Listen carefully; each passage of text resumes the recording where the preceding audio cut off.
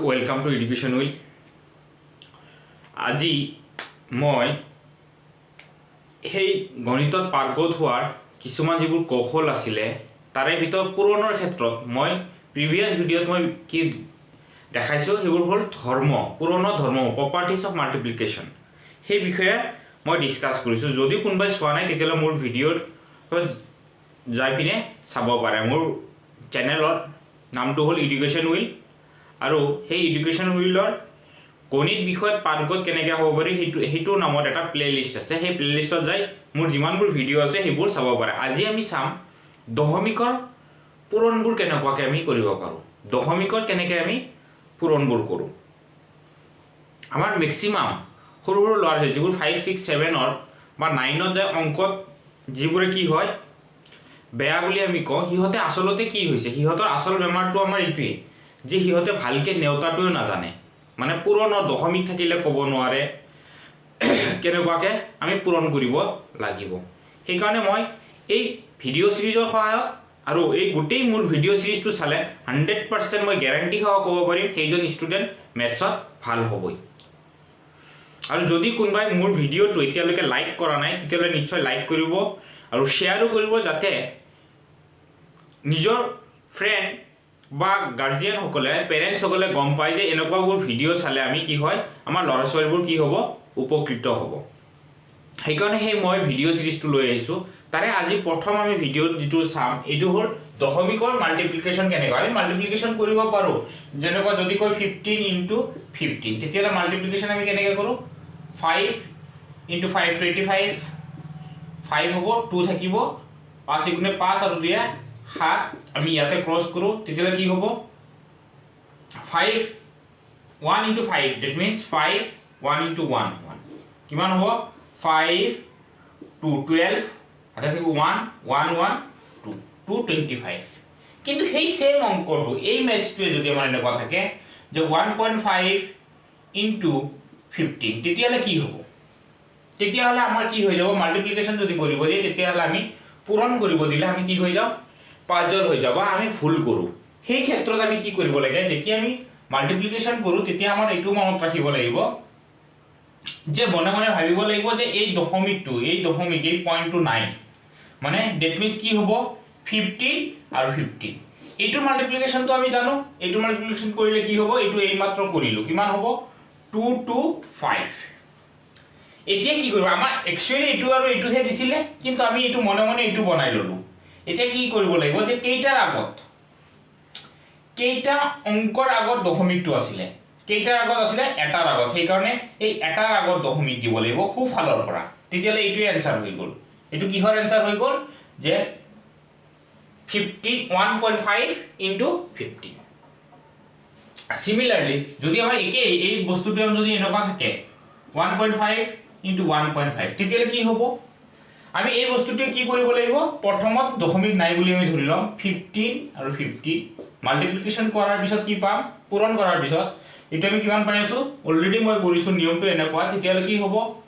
2 2 5। কিন্তু আচলতে আছিল কি এইটো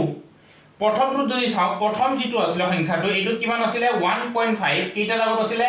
এটাৰ আগত, ইয়াতো তলৰটো যদি চাওঁ তেতিয়া কেইটাৰ আগত আছে এটাৰ আগত, তেতিয়াহ'লে কেইটাৰ আগত হৈ গ'ল দুটা অংকৰ আগত হৈ গ'ল, সেইকাৰণে দুটা অংকৰ আগত হ'ব লাগিব পূৰণৰ ক্ষেত্ৰত।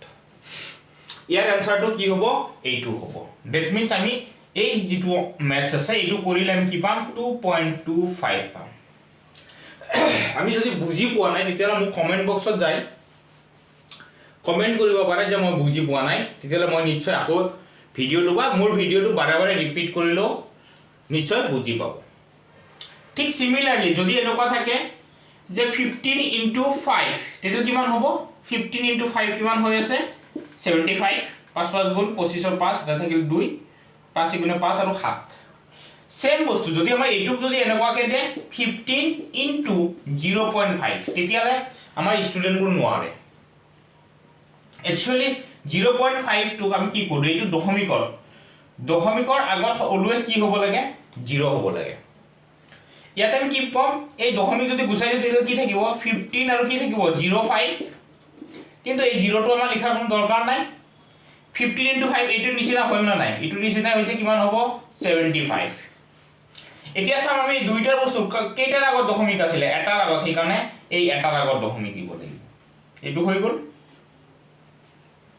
সিমিলারলি একে বস্তু যদি আমি কম যে 1.5 into 0.5 তেতিয়ালে এটো কি হ'ব আমি প্ৰথমত কি বুলি ভাবিলাম যে দশমিক কেইটা নাই তেতিয়ালে কিমান হ'ব 75 এতিয়া চাম দশমিক কেইটাৰ আগত উপৰটো এটাৰ আগত আকৌ তলৰটো এটাৰ আগত সেই কাৰণে কেইটাৰ আগত হৈ গ'ল দুটাৰ আগত এই কাৰণে দশমিকৰ আগত কি দিব লাগে অলৱেজ এটা 0 দিব লাগে এটোই আমাৰ आंसर হৈ যাব কি 0.75 Similarly, যদি আমাৰ এনেকুৱা ধৰণৰে আমাৰ থাকে এটো থাকে তেতিয়া কি হ'ব 15 into 0.05 15 into কি আছে 0.05 তেতিয়া আমি কেনেকৈ কৰিম আমি এই বস্তুটো আমি একেই ধৰণে কৰিব পাৰো প্ৰথমত আমি কম 15 আৰু কি আছে 5 বুলি ধৰি লম তেতিয়া কিমান হ'ব 75 কেইটাৰ আগত আছে দুটাৰ আগত আছে তেতিয়া দুটাৰ আগত দিলে আমাৰ কি হ'ব এইটো তেতিয়া দ্যাট মিন্স এইটোৰ आंसर কি হ'ব 0.75 এটোৰ आंसर কি হ'ব 0.75 সিমিলাৰলি একে যদি হয় এইটো যদি এনেকুৱা থাকে সাপোজ 1.5 into 0.05 তেতিয়া কেনেকৈ কৰিম এটো আমাৰ কি হ'ব প্ৰথম আমি কি কৰ দশমিক কেইটা মাল্টিপ্লিকেশনত আমি দশমিক কেইটা কথা চিন্তা নকৰো আমাৰ কি আছে বুলি ভাবিলম 15 আৰু ইফালে কি আছে 005 মানে আমি কি ক'ব পাৰো 5 এটো যদি মাল্টিপ্লাই কৰো কিমান হ'ব 75 এতিয়া চাম প্ৰথমটোৰ ক্ষেত্ৰত কেইটাৰ আগত আছে এটাৰ আগত তাৰ পিছৰটোত কেইটাৰ আগত আছিল দুটাৰ আগত তেতিয়া কেইটাৰ আগত হ'ব লাগিব তিনটাৰ আগত কিন্তু ইয়াতে নাম্বাৰ কেইটা আছে দুটা সেই কাৰণে ইয়াৰ আগত আমি আৰু এটা 0 দিলম 0 লকে এতিয়া কেইটা হ'ল 570 তেতিয়া তিনটাৰ আগত হ'ব না নাই এটো 0 হৈ গ'ল এটোই आंसर আমাৰ এতিয়া কও স্যাৰ 0 টো ইফালে দিব নোৱাৰো নি ইফালে দিব নোৱাৰো কাৰণ 75 আমি যদি কও 075 দ্যাট মিন্স কিমান হ'ব এটো তো 75 এ হয় কি যদি কই 750 এটো কিমান এটো আমি 75 বুলি ক'ব পাৰিম নেকি নোৱাৰো আমি হেতু ক'ব নোৱাৰো সেইকাৰণে আমি দশমিকৰ মাল্টিপ্লিকেশন খিনি আমি বুজি পাইছো নে এতিয়া যে কেনেকুৱাকে কৰিব লাগে মই আৰু দুই এটা एग्जांपल লম যে দশমিকৰ কেনেকৈ আমি মাল্টিপ্লিকেশন কৰিব পাৰো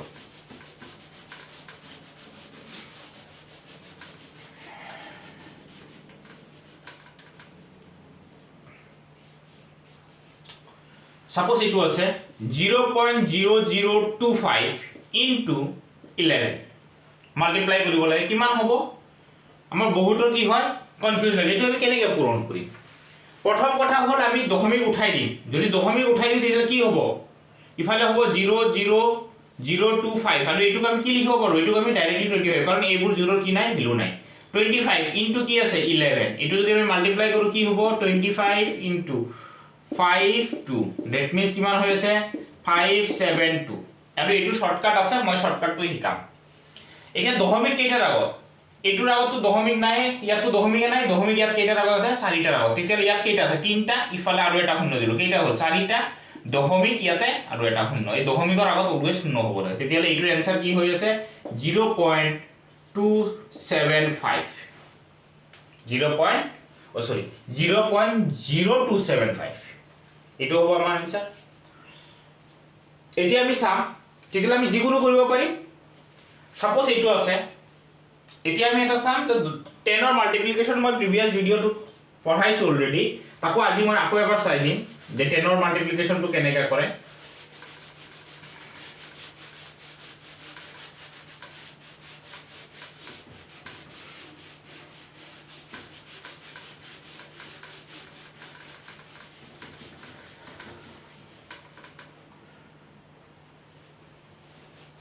সাপোজ এটো এটা আছে 15 into 10 কিমান হয় 15 into 10 হয় 150 আমি জানো যদি কো 15 into 30 তেতিয়া কিমান হ'ব আমি এটো না জানো আমি ডাইৰেক্টলি ক'ব নোৱাৰো আমি এনেকুৱাকে জেনেৰেলি কৰো এটো আমাৰ টাইম লাগে যেতিয়া লাষ্টত 0 থাকে যদি যিকোনো এটা যদি 0 থাকে তেতিয়া আমাৰ কি হয় আমি 0 টো সাইড কৰি থৈ দিম 0 টো আমি এনেকুৱাকে ৰাখিলো এটা জায়গা তে থাকে কি 1 into 15 তে 1 into 15 কৰিলে কিমান হ'ব 15 আৰু এই 0 টো মই ইয়াতে আমি বহাই দিছো তেতিয়া হৈ গ'ল 150 ঠিক হেইদৰে ইয়াতে জিৰ'টো আমি এক্সট্ৰাকৈ ইয়াত বহাই ল'লোঁ 3 5 15 1 3 into 1 3 and 1 4 45 তেতিয়াহ'লে কিমান হ'ব 450 যদি কয় এইটো 26 into 20 এনসাৰ কি হ'ব এনসাৰ হ'ব 0 টো আমি এক্সট্ৰাকে ৰাখিলো এই 0 টো এইটো 0 আমাৰ এইটো আৰু এইটো মাল্টিপ্লাই কৰিলে কিমান হ'ব 2 6 12 1 2 2 and 2 4 4 and 1 552 এইটো আমাৰ এনসাৰ হ'ব সিমিলারলি যদি আমাক এইটো থাকে 1.5 into 10 তেতিয়াহ'লে আমি কি কৰিম প্ৰথম আমি কি কৰিম দশমিক নাই বুলি ভাবি লম তেতিয়া দশমিক নাই বুলি ভাবিলে কিমান হ'ব 150 কিন্তু দশমিক কেইটাৰ আগত আছে এটাৰ আগত সেইকাৰণে এটাৰ আগত দশমিক এতিয়া আমি কি জানো দশমিকৰ পিছত যদি শূন্য থাকে তেতিয়াহ'লে এই শূন্যটো কি নাই ভ্যালু নাই তেতিয়াহ'লে এইটো এনসাৰ কিমান হ'ব 50 ঠিক হেইৰ দশমিকৰ আগত যেনেকুৱা শূন্য আমি এনেই বহাই দিও দশমিকৰ পিছত যদি আমি শূন্য বহাও তেতিয়াহ'লে সেই শূন্যটোৰ কি নাই ভ্যালু নাই এতিয়া আমি চাম এইটো এটা 2.05 into 10 তেতিয়াহ'লে কি হ'ব এটো আমি কেনেকৈ কৰিম প্ৰথম কথা হল আমি দশমিক নাই বুলি ধৰি লম তেতিয়াহ'লে কি হ'ব দশমিক যদি নাথাকে তেতিয়াহ'লে এইটো হ'ব into 10 এইটো মাল্টিপ্লিকেশন কি হয় এইটো মাল্টিপ্লিকেশন হ'ব শূন্যটো এনেকুৱাকৈ থাকিব এতিয়া কৈছে স্যাৰ এইটো শূন্য এক্সট্ৰা কিয় নোৱাৰো খালি 10 থাকিলে যদি লাষ্টত থাকে এইটো শূন্য 1 into 205 তেল কি হ'ব 205 এ হ'ব আৰু এই শূন্যটো আহি গ'ল এতিয়া দশমিক কেইটাৰ আগত আছে দুটাৰ আগত সেইকাৰণে আমি দুটাৰ আগত দশমিক দি দিম কেইটাৰ আগত দশমিক দি দিম দুটাৰ আগত তেল কি হ'ব 20.50 সাপোজ 0.05 into 100 আছে তেতিয়ালে কি হ'ব आंसर তেতিয়ালে আমি এইটো কি ক'ব পাৰো যে এইটো 5 আছে 5 into 100 আমি দশমিকটো যদি মনে মনে ধৰো যে দশমিক নাই তেতিয়ালে কি হ'ব 5 into 100 কিমান হ'ব 500 দশমিক কেইটাৰ আগত দুটাৰ আগত তেতিয়ালে এই দুটাৰ আগত গুচি গ'ল তেতিয়ালে কিমান হ'ব 5 ঠিক আছে এইটো আমাৰ आंसर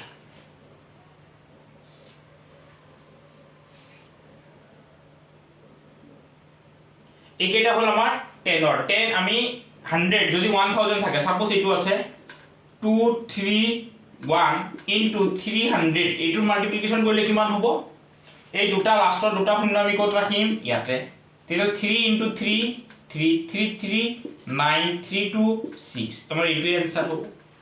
সাপোজ এই বস্তুটো এনেকুৱা আছে 300 into 231 একেই কথা এই শূন্য এই লাষ্টৰ দুটা শূন্য ইয়াতে ৰাখিম আৰু এই তিনিৰে ইহতক পূৰণ কৰিম 3 2 গুণে কিমান হ'ব 6 3 3 গুণ 9 3 1 গুণে 1 আৰু এই দুটা শূন্য ইয়াতে আহিব তেতিয়া হলে এইটো আমাৰ आंसर সেম आंसर সৰি 3 into 1 3 হ'ব এইটো আমাৰ आंसर ঠিক এদৰ যদি এইটোটো দশমিক থাকিলে হয় তেতিয়ালে কি হ'ব এটা কেতিয়াবা কেতিয়াবা এনেকুৱা থাকে 3 into 2 3 1 তেতিয়ালে কি হয় এই দশমিকৰ পিছত যিখিনি ভ্যালু শূন্য যদি থাকে তেতিয়ালে ইয়াৰ ভ্যালু নাই তেতিয়ালে কি হ'ব 3 লে ইয়াক মাল্টিপ্লাই কৰিলে হ'ব 3 into 3 3 into 1 3 3 3 9 3 2 6 আমাৰ এনেকুৱাকে আমি দশমিকৰ মাল্টিপ্লিকেশন খিনি আমি বুজি পাইছো যে দশমিকৰ কেনেকুৱাকে মাল্টিপ্লিকেশন কৰে